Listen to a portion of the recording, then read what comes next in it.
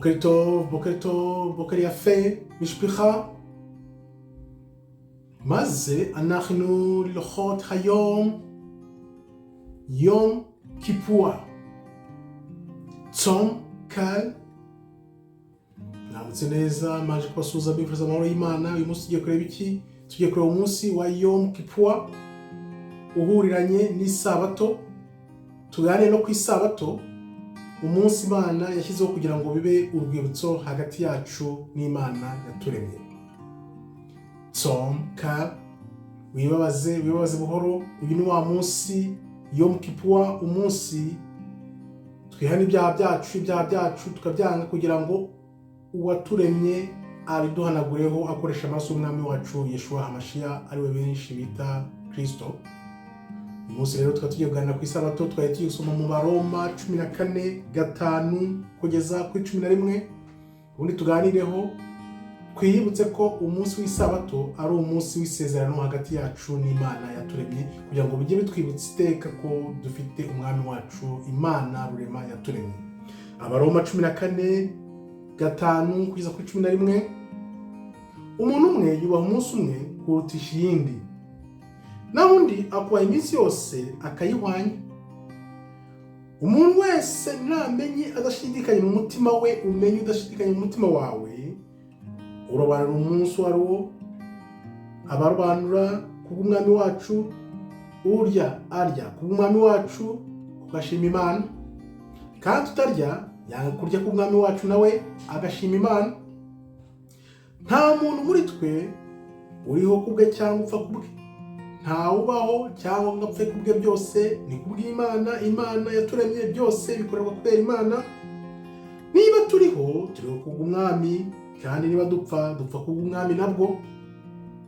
Nuko rero niba turiho cyangwa dupfa kubw'umwami, ko icyatumye Kristo apfa akazuka ni ukugira ngo abe umwami w'abapfuye n'abazima.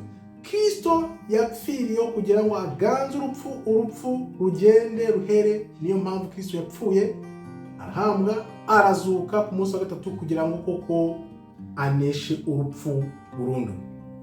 Ariko se n'iki gituma ucira mwene se urubanza, kandi nawe n'iki gituma uhinyura mwene so? Uhinyurana, abantu baganyurana kandi bavukana. N'iki? Reka tubirebe mu mwanya uje impamvu ibitera.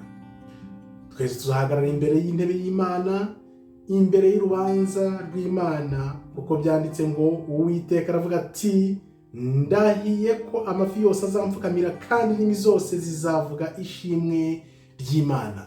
Twese tuzapfukama imbere y'Imana, amafi yose azapfukamira Imana, kandi twese tuzavuga ishimwe ry'Imana.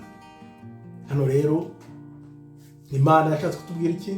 Kugira ngo ubyumve neza, ntubirebere mu ndorerwamo y'idini, ahubwo ubirebere mu ndorerwamo y'ijambo ry'Imana ry'umwimerere, uko Imana yahaye ubwoko bwayo ijambo ryayo n'amategeko yayo. Hano rero bivuze iki? Bivuze ko abantu turi abantu, byanze bikunze hazaba bamwe bashaka ibi, abandi bashaka ibi, bahanyurane, ariko ukuri kumwe n'uko Imana n'uko twese turi abanyabyaha, twaba tugerageza uko dushoboye kose kugira ngo tujye mu murongo w'Imana.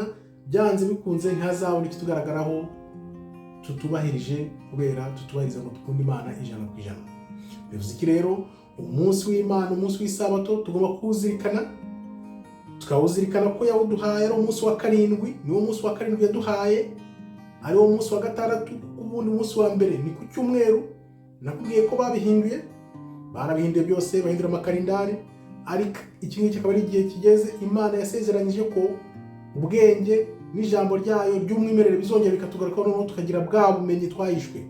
Kumva rero ngo bamwe bakunda ibi, abandi bakunda ibi, byanze bikunze Imana ni nyakuri iteka ryose. Byanze bikunze uzareba iyo ukoze ikintu ukagikora n'umutima wawe wose, n'ubwenge bwawe bwose, n'imbaraga zawe zose, byanze bikunze arawugeraho ukananirwa, ukabona ko ntabwo ufite kwa kuri 100%, kuko Imana iteka iriho kugira ngo dukurikize inzira zayo. Noneho iyo tunaniwe, niho tugomba kwibuka Imana ko Imana burya ariyo nyir'ububasha, ari ishoboye byose, ariyo nyakuri. Twebwe nk'abantu turi abanyabyaha, twibera mu byaha. Impamvu rero tugomba kwibuka tuti uyu munsi w'isabato ujye utubera ikimenyetso, utubere nk'urumuri rutwibutsa ko hejuru yacu hari Imana yaduhanze, yaturemye. Ibyo twakora byose uko twagira kose, yaba twaca imanza mu bantu, yaba twakora ibyo dushaka byose, ariko tuzi neza ko nyuma y'ubuzima hari urubanza, kandi ibyo dukora byose tutabyuzuza, tutuzuza inshingano zo kuba turi kuno si nk'uko Imana yabituremeye. Nicyo kintu isabato igomba kutwibutsa, ikatwibutsa ko wa muremyi waturemye yaduhaye ububasha, bwa bubasha kugira ngo tubukoreshe kuri ino si, tuyigire isi y'urumuri aho kuba umwijima. Ariko biragaragara ko umwanzi Satani asa nk'aho tuganje, ariko mu minsi iza Imana ikudusubiza ubutware n'ububasha, rero noneho tuganze. Nicyo tugomba guharanira, twiga ijambo ry'Imana ry'umwimerere, kugira ngo noneho tubere abandi urumuri. Murakoze rero, Imana ikomeze ibarinde. Shalom, shalom, shalom. Toda raba, tov meod, tzom kal. Hallelujah.